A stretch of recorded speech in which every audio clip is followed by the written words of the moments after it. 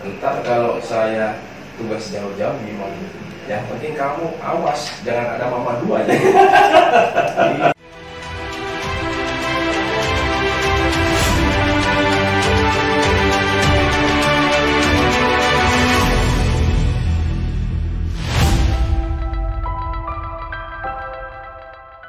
Assalamualaikum warahmatullahi wabarakatuh. Selamat siang dan salam presisi.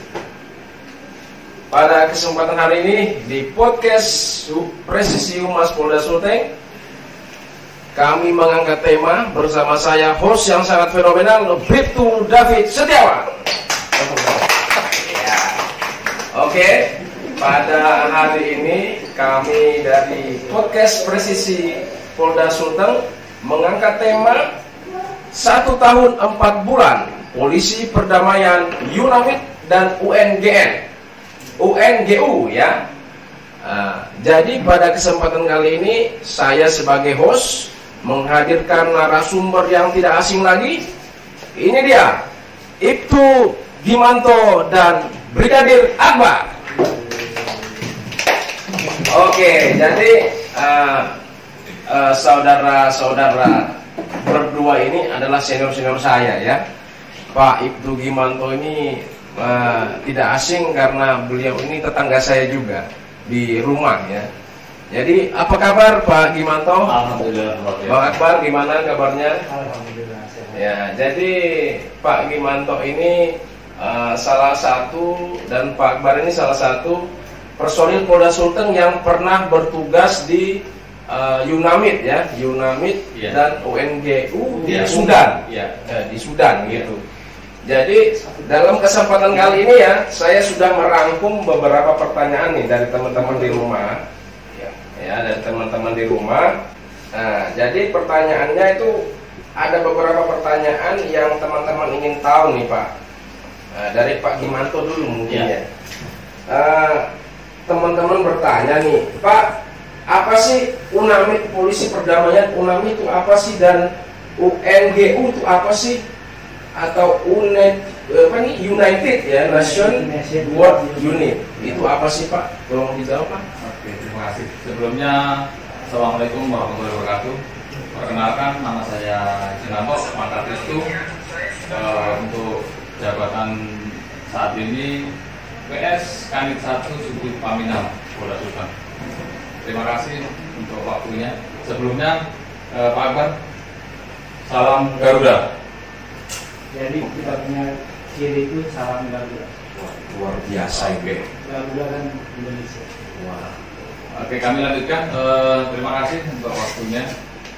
Di sini kami melaksanakan ataupun dinas ataupun tugas ke luar negeri selama 1 tahun 4 bulan. Itu dimulai dari kita sebelumnya dari awal kita melaksanakan pendaftaran di Biro SDM Polda Sulteng. Setelah itu ada pemanggilan dari pusat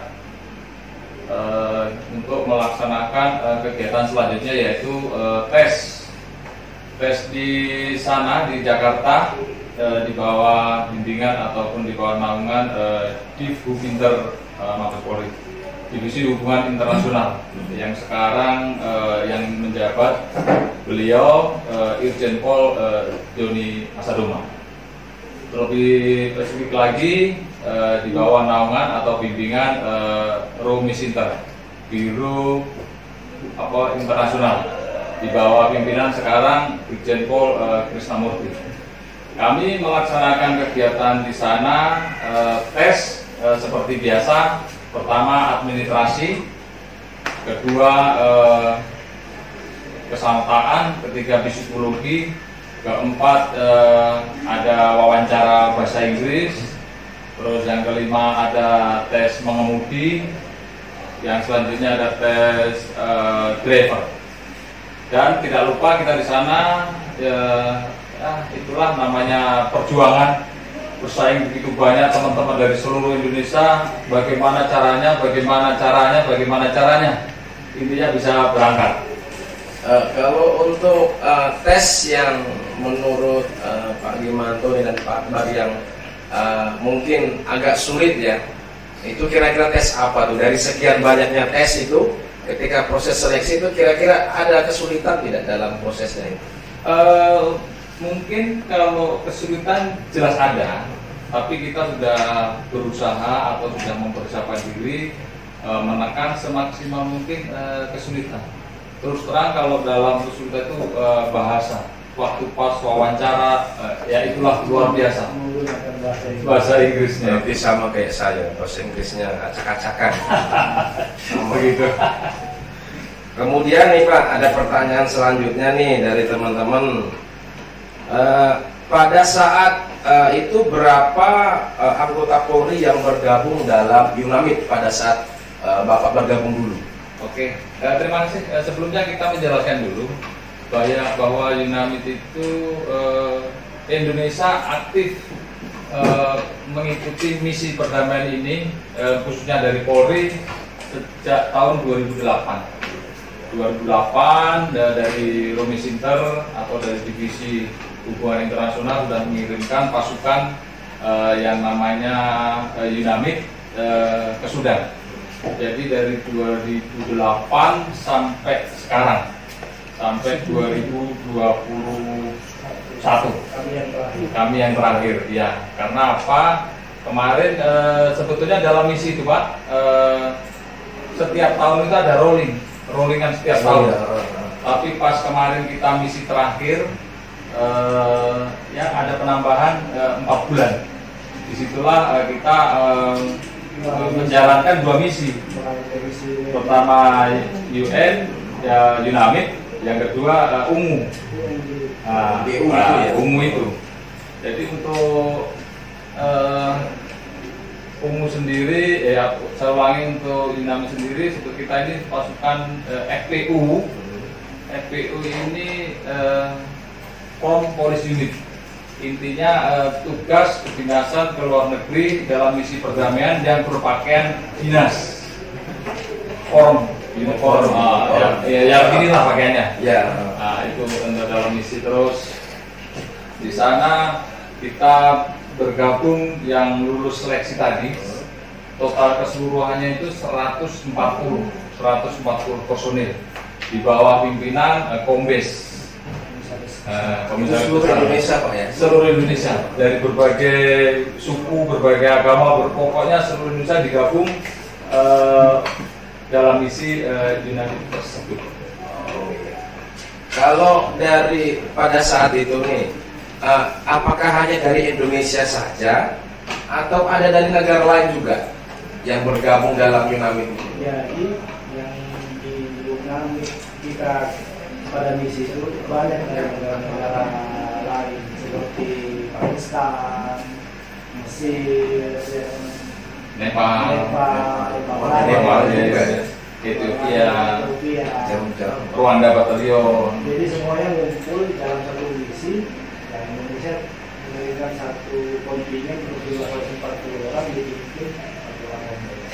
Tapi kalau itu kan pasti digabung ya kan, maksudnya dalam satu unit gitu. Jadi bukan cuma dari Indonesia aja nih, misalkan dalam satu unit ada Nepal juga, ada negara digabung. Itu untuk bahasa nggak kesulitan itu kira-kira? Terus terang kalau untuk bahasa sebetulnya kesulitan, tapi mungkin selama berjalannya waktu dari UNAMID pertama sampai dengan UNAMID terakhir yang ke-12 ini, nama Indonesia itu sudah baik di mata mereka. Sudah dikenal. Jadi kalau kita say hello sama mereka, mereka welcome sekali, luar biasa. Jadi Indonesia itu terkenal dengan tamam. Kalau orang Sudan bilang Indonesia tamam. Baik. Luar biasa. Iya. Oke, kemudian nih pertanyaan selanjutnya dari teman-teman. Ini banyak yang tanya juga nih. Iya. Bagaimana situasi di tempat pada saat itu Bapak ditugaskan? Entah situasi kacau atau gimana gitu. Oke, terima kasih. Waktu pertama kita berangkat kemarin tanggal 5 September 2020 itu dari Jakarta. Kita berangkat itu 2 gelombang. Yang pertama setengah sekitar 80 atau 70 personil berangkat duluan. Nah setelah itu, setelah sampai di El Pasar Sudan, kita yang gelombang pertama digeser lagi ke Gulu TUB, Temporary Operation Base, yaitu lebih jauh lagi. Kita ke sana di deploy itu pakai heli, sekitar perjalanan 45 menit atau 1 jam sampai 1 jam. Di sana memang daerahnya terpencil sekali, untuk sosialisasi dengan masyarakat jauh dari pemukiman. Jadi kita kalau sudah masuk ke area camp di Gulu TUB, otomatis kita bersosialisasinya dengan sesama pasukan, sesama dari negara-negara lain yang ikut misi. Kalau untuk kontak sendiri dengan dalam arti kontak komunikasi dengan masyarakat di situ bagaimana? Alhamdulillah dengan masyarakat itu tadi saya ulangi, masyarakat welcome sekali karena apa, Indonesia sudah dari 2008 mengenal, bahkan ada masyarakat sana, anak muda di sana sudah fasih bahasa Indonesia. Jadi komunikasinya mereka itu Luar biasa. menggunakan bahasa Arab, kami pun mengajarkan mereka pakai bahasa Indonesia. Jadi yang anak muda sana malah sudah pintar pakai bahasa Indonesia. Sering berinteraksi dengan kami. Iya, luar biasa, Pak. Itu perlu jadi perhatian khusus ya. Ternyata dari Indonesia itu terkenal di mancanegara. Alhamdulillah. Alhamdulillah, luar biasa. Oke, ini ada pertanyaan selanjutnya nih. Apakah ada kendala nih pada saat melaksanakan tugas? Kendalanya apa? Transportasi atau konsumsi atau apa gitu? Terima kasih. Kalau kendala tugas terus terang sampai kita akhir misi, melaksanakan misi tidak ada. Maksudnya tidak ada itu begini. Sebelum staf UN ataupun personil UN mau mengadakan penyuluhan, bantuan yang ke daerah-daerah jauh, 1 hari sebelumnya itu mereka sudah menyurat ke staf ataupun ke stafnya, ke staf FPU kita, FPU Indonesia, kontingen Indonesia lah. Nah, intinya menyurat, minta tolong ataupun menyurat intinya bantuan untuk ekspor personil ini, staf UN ini ke suatu wilayah untuk melaksanakan bantuan ataupun penyuluhan gitu. Ya itu kita belum apa ya, istilahnya belum tahu wilayahnya. Ya.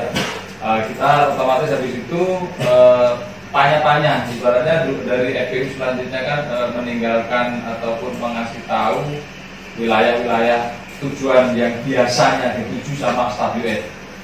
Jadi sebelum berangkat kita pagi itu kita malamnya itu sudah disampaikan sama staf kita bahwa seandainya Pluton Alpha, Bravo, Charlie, Beta salah satu Pluton melaksanakan pengawalan, malamnya kita sudah ready, sudah persiapan di sini termasuk ya anggota kita tanya dulu besok ada pengawalan ke wilayah ini, mohon disiapkan alat dan peralatannya. Kalau alat dan peralatannya terus terang untuk perorangan itu termasuk ya peralatan itu helm, senjata, body face, kening, elbow, itu perorangan. Kita sudah siapkan. Terus untuk yang driver ya mereka menyiapkan untuk ke kendaraannya. Kendaraan di situ kalau kita VIP kita pakai APC 2. APC 2 itu muka belakang. Setelah APC terus double cabin 2. Double cabin 2 itu untuk outer sama inner. Untuk outer itu pump di luar. Untuk inner nanti pump di dalam yang melekat sama PPAP. Yang ketiga kendaraan ambulans. Seandainya ada apa-apa, ada yang sakit, medis selalu ready. Yang keempat itu kalau perjalanan jauh ada kita siapkan truk recovery. Fungsinya apa? Ya kayak macam genset, ban, kompresor kalau ban bocor atau habis angin gitu. Lengkap pokoknya Pak ya. Alhamdulillah. Kalau ini saya penasaran juga nih. Ini jalan di sana nih kalau dari satu tempat ke tempat lainnya. Jalannya itu di sana sama kayak di sini enggak itu jalan? Beda sekali. Jalannya berbatu, berpasir. Aspal enggak ada. Ada. Aspal enggak ada. Iya. Waktu kita di Gulu malah tidak pernah lihat aspal. Tidak pernah lihat aspal. Perjalanan jauh, Ada jalan batu. berbatu. Batunya batu Batu gunung. Nah, ini yang penasaran juga. Saya juga terus terang penasaran. Kalau kita di sini kan pagi nih, pagi mau ke kantor sarapan nasi kuning ya kan, nasi kuning terus burasa kadang ya atau lalampa. Kalau di sana sarapannya itu apa? Itu yang bikin penasaran ini. Alhamdulillah kita satu kontingen itu sudah siap ataupun sudah dipersiapkan ataupun sudah mempunyai keahlian masing-masing. Contohnya kalau kita satu kontingen itu ya ada kesehatannya, ada mekaniknya, ada manasenya. Jadi ada yang masak. Jadi makan itu setiap pagi itu ada yang masak dan siapkan sarapan buat pasukan. sudah ada. Jadi kalau manase itu khusus masak. Sus. Jadi pagi itu kadang-kadang jam 4 sudah bangun untuk masak sejumlah 140. Oh, 140. Sarapannya pun ya. Sarapan itu. Sudah siapkan. Setelah itu nanti siang siapkan. ya jam-jam 11 sudah mulai proses lagi untuk makan siang jam 1. Setelah itu sore sekitar jam-jam 4 sore proses lagi, masak lagi. Untuk makan malam jam 6 atau jam 7. Tetap ada nasi. Tiap hari itu 140 itu ya. Iya. Saya pernah berpikir itu. Kayaknya saya cocok ini masuk di Yunami ini. Alhamdulillah. Ya kan? Alhamdulillah. Ini kalau Pak Kabit itu masih nonton ini. Siap. Ini pasti ntar dia catat sama saya. Oke. Doa saya dulu nih Pak, dulu pengalaman itu masak gitu ya. Makanya dulu banyak yang bilang, kamu ini cocok ke Sudan. Iya. Sewaktu tsunami dulu di Sulteng itu di Palu 2018, saya kebetulan Manase. Iya, pas. Manase, bagian masak. Khusus lauk itu saya sendiri Pak. Saya masak itu untuk 400 orang anggota. Luar biasa. Tidak boleh. Iya, makanya cuma berpikir lagi ya. Maka dari itu nih pertanyaan selanjutnya nih yang penting juga nih. Makanya saya bilang maka dari itu, Ya. apakah keluarga? Nah, keluarga nih sekarang. Nah, Bapak berangkat ke Sudan, apakah keluarga tidak nggak izinin itu atau sempat debat gitu sama istri atau Pak ntar gimana di sana Pak ini Pak kan gitu. Oke, terima kasih. Kalau untuk keluarga, alhamdulillah mendukung sekali. Terus terang, kalau mau berangkat kemarin, mungkin saya ikut wakfa agak lama sih. Karena beliau ini yang kemarin dia kan cadangan. Iya. Jadi mestinya berangkat FPO 11, cuman karena tertunda belum rezeki jadi ikutnya FPO 12. Jadi saya wakfa 2 kali. 2 kali lakao, FPO 11 sama FPO 12. Oh, berarti dari keluarga tidak masalah. Alhamdulillah tidak masalah, sangat mendukung sekali. Nah, kalau Pak Akbar sendiri gimana keluarga? Nah, istri pertama sih lah, main jauh-jauh dari Ya. Afrika sana kan. Nah, udah tambah pengalaman kan mana kita tahu. Alhamdulillah seiring berjalannya waktu, istri pun mendukung. Ya, alhamdulillah keluarga Dia restui, Ya. alhamdulillah selamat sampai pulang. Oh, berarti sama kayak istri saya di rumah. Kalau istri saya itu di rumah, ya, Papa BKO lama-lama gak masalah. Yang penting Papa pulang bawa uang mama saya. Gitu. Aduh, betul, Ya, betul, gitu. betul. Kalau Ya, istri ya. itu gitu. Ya, jadi kalau yang mau jadi ibu bayangkari ya, mau cari suami abdi negara itu gitu. Tugasnya berat menanti suami. Nah, tapi ini dengar-dengar Pak Akbar katanya sempat dengar nih kisahnya. Katanya waktu itu istri hamil. Ya, jadi ceritanya sudah cerita sebelum berangkat istri sudah hamil. Jadi pas sampai di Golo yang tidak ada sinyalnya sama sekali, baru hari pertama di Golo sudah kabar istri lahir di Palu. Pusinglah saya. telepon dari sinyal gimana caranya. Oh, berarti untuk komunikasi sendiri susah di sana.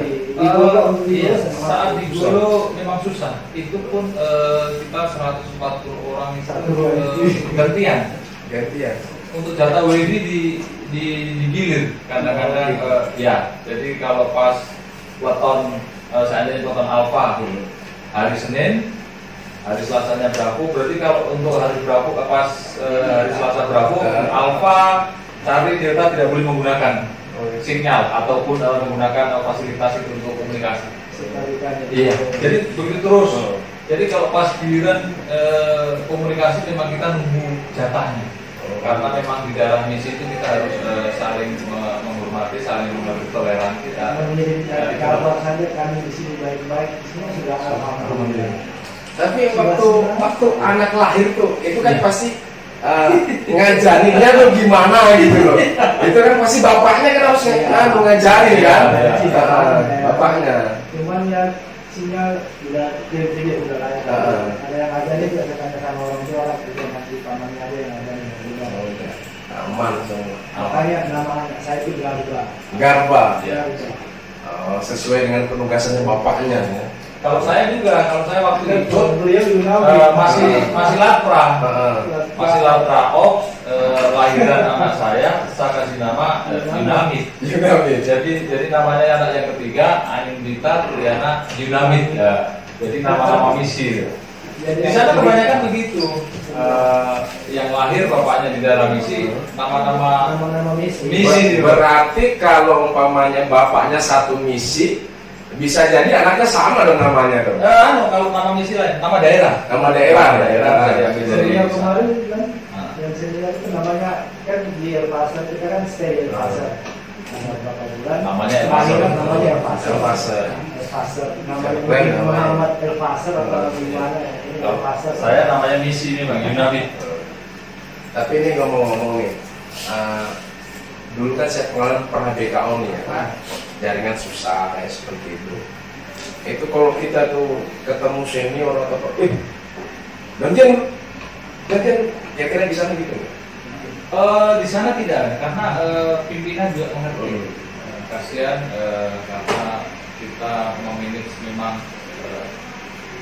situasi, kondisi di daerah ini. Yeah. Jadi kalau kita di sana egois, itulah. Tapi alhamdulillah selama kegiatan di sana, walaupun sinyal saling bergantian sampai akhir misi, ya saling mengerti baik. Kadang-kadang juga walaupun pas gilirannya sinyal juga susah. Kadang-kadang kita coba WA sekarang. Nanti subuh itu baru masuk ataupun ada balasan. Oh, berarti pakai kartu biasa ya? Kartu sudah pun nggak bisa. Di Solo nggak bisa. Nanti kita di El Pasar kalau bisa pakai kartu. Risiko juga. Tapi asik, luar biasa. Kenangannya luar biasa. Inilah misi yang kita idam-idamkan, inilah misi yang kita inginkan, makanya kita harus mengerti. Iya. Kayaknya saya, ya insya Allah siapa tahu rezeki. Amin. Siapa tahu rezeki Pak. Ini kayaknya misi masih ada yang ke Afrikanya. Jadi Luska itu di situ nanti bahasa Perancis sama bahasa Inggris. Jadi kalau host nanti berkenan ataupun anak saya masih kecil Pak. Anak saya masih 1 tahun 3 bulan loh. Jadi susah. Soalnya saya pernah juga bilang gini sama istri. Entar kalau saya tugas jauh-jauh gimana? Yang penting kamu awas, jangan ada mama 2 aja. Gitu Pak. Pesennya juga begitu ya. Makanya saya kasih tahu tuh sama istri saya itu ya. Kalau kamu tuh jadi istri abdi negara, itu dari risiko kamu. Betul. Ya, laki-laki suami kamu tinggalkan kamu tugas jauh-jauh itu risiko. Iya. Makanya jadi dibayarkan tuh kuat. Gitu. Udah yang penting aku pulang bawa uang kamu saya udah. Itu aja. Iya, tapi memang kalau pas misi susah sinyal, tidak ada sinyal, memang suatu kendala ataupun ya bagaimana tantangan kita lah. Ya tentu juga kayak Pak Akbar tadi pas di dulu melahirkan, sedangkan saya meninggalkan anak yang ketiga ini aja umur 5 bulan. Pulang misi dijemput satu kendaraan mobil menangis dikira siapa ini sudah ya turun-turunnya tidak mau ada bapak ini. Berarti polisi ini bisa menangis juga. tapi Pak sama kayak saya dulu. Saya anak pertama itu saya sementara tugas. Itu saya jaga pertambangan. Ya, cair. Alhamdulillah. Ya, jadi emang pas gitu loh. Pas saya cuma yang saya sesali itu apa? Saya tidak bisa mengajari anak saya.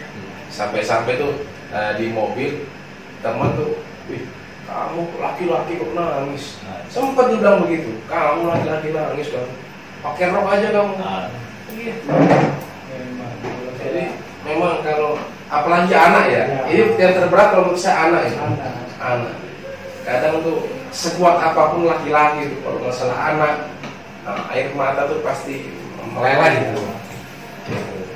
Oke, ini kembali ke laptop ya, Nah, curhatannya selesai sampai tadi ya, curhatannya.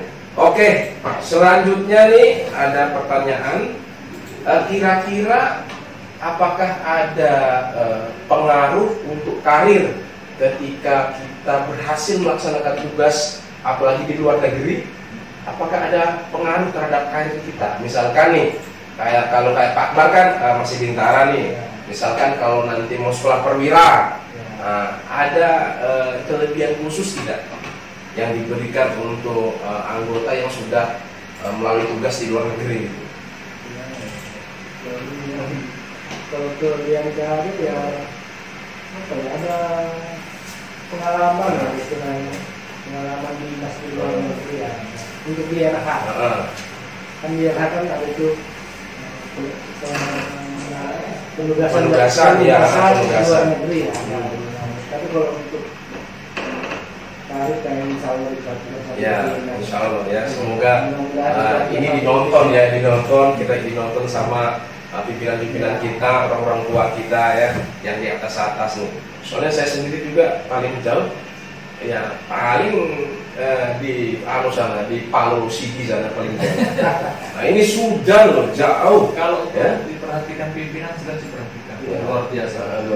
Waktu saja, karena pimpinan juga bukan masalah mikir kita saja ya, karena pimpinan juga banyak kegiatan, banyak ya untuk pemikiran ke depan bagaimana polisi baiknya. Terus terang ya pasti diperhatikan sama pimpinan. Cuma kita tunggu waktunya. Apalagi kita pulang kemarin sudah menghadap bos, kita sudah pulang dengan selamat. Ini kan siapa tahu dinonton ya, dinonton sama pimpinan kita nih. Tiba-tiba Pak Akbar, besok kamu dapat ini ya, langsung naik itu. Alhamdulillah. Bagi mantor, ya. Alhamdulillah. Luar biasa. Oke, jadi yang selanjutnya ini nih yang mungkin jadi suka dukanya. Sukanya dulu. Suka duka di sana. Pak Gimanto dulu. Oke. Sukanya apa, dukanya apa gitu. Oke. Sukanya ya. Kalau sukanya itu memang kita berangkat misi kemarin dengan perjuangan saya 2 kali lapra itu, terus terang pas saya berangkat itu suatu kebanggaan luar biasa. Saya tidak menyangka bahwa Gimanto bisa berangkat ke misi internasional, masuk PBB, nama misinya Yunamid. Saya luar biasa saya, karena tidak terpikir sebelumnya bahwa Gimanto mau penugasan ke luar negeri. Begitu ya. Itu tidak bisa digambarkan lah. Pengalaman yang luar biasa lah Pak ya. Nah, kalau dukanya nih yang pernah dialami semasa di sana itu? Kalau dukanya waktu saya di Golo, otomatis di sana untuk kebutuhan air bersih sangat sulit sekali. Berarti air juga susah di sana. Di sana daerah padang pasir atau apa ya? Pokoknya daerah. Kalau sama Palu nih, yang gersang-gersangnya Palu gimana? Sebetulnya Pak, kita ini di Indonesia sangat-sangat bersyukur dibanding dengan wilayah ataupun cuaca ataupun di daerah Sudan. Indonesia cuma luar biasa suburnya daripada dibanding di sana. Karena di sana kebutuhan air bersih itu susah sekali. Kita kadang-kadang mandi itu ya sehari 1 kali. Itu pun kita pengambilan air tiap hari, bukan tiap hari juga. Kadang ada, kadang tidak ada. Karena ada petugas khusus untuk ambil air bersih untuk kebutuhan. Daripada habis untuk mandi, kadang-kadang kita gunakan untuk memasak. Jadi dukanya air bersih sangat susah. Kedua, cuaca di sana sangat ekstrim. Kalau pas panas itu kadang-kadang suhu itu sampai 40 sampai 44 derajat. Itu kalau siang, kalah ya panasnya. Iya. Kalau malam itu kadang-kadang sampai 6. Kadang-kadang kita tidurnya kan pakai tempat tidur yang besi, sampai nyetrum kayak ada area titik nyetrum gitu, Harus pendek gitu, Kayak kereta api gitu ya. Nah, setengah mati di sana. Yang ketiga yaitu tadi untuk komunikasi ke keluarga susah. Tapi itu tantangan yang harus kita hadapi. Gitu. Gimana?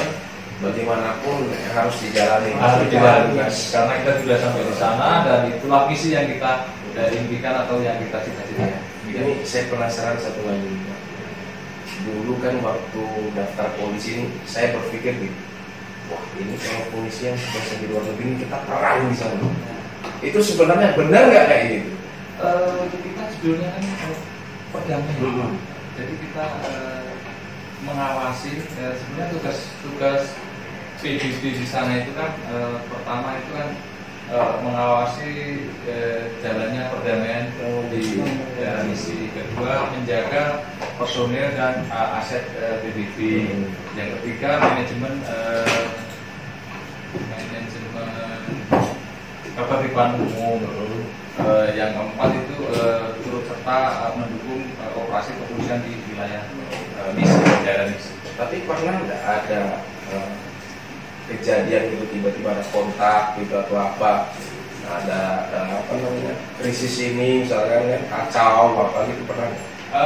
Kalau saya kemarin pas mengawal 3 hari 3 malam itu ke daerah Hulu Ujung, tidak tahu lupa saya namanya. Di sana pernah kabarnya lewat lagi. Itu pernah bukan dihadang sih. Ada kayak macam kombatan ataupun pemberontak dengan senjatanya yang AK yang luar biasa. Mereka lebih modern gitu. Berhenti di jalan menghadang gitu ya. Menyetop begini. Ya alhamdulillah mereka cuma minta aqua sama rokok saja. Oh berarti mereka tahu Pak ya? Kalau Indonesia ya. Mereka tahu ini pasukan ini, mereka tahu.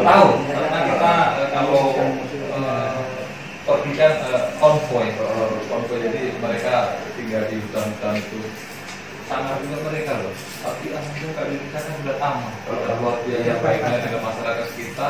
Alhamdulillah itu loh, aman masyarakat di sana tahu berbahasa Indonesia. Tahu berbahasa Indonesia. Luar biasa itu. Mereka panggil nama. Panggil nama ya. Bang Akbar. Saya tahu ya. Bagus. Berarti memang sangat dikenal di Indonesia ya. Oke. Ini sebagai pertanyaan terakhir nih.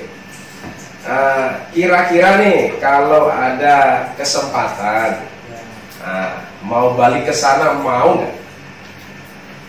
Kayaknya saya jawab nih. Ya, ini giliran Pak Akbar nih. Kira-kira mau nggak ke sana lagi? Kalau diberikan umur panjang, sehat, kayaknya mau lagi. Mau lagi. Istri anak gimana? Istri anak insya Allah. Ya jangan sampai ntar pulang apa om nanti makinnya. Ya. Oke. Demikian ya podcast kita hari ini bersama Pak Limanto dan Pak Akbar. Beri tepuk tangan dulu. Oke. Terima kasih Pak Limanto, Pak Akbar udah bergabung bersama kita di podcast Presisi Polda Sulteng. Oke. Berjumpa lagi bersama kami di podcast Presisi Polda Sulteng di episode berikutnya. Sampai jumpa lagi. Selamat siang, salam presisi.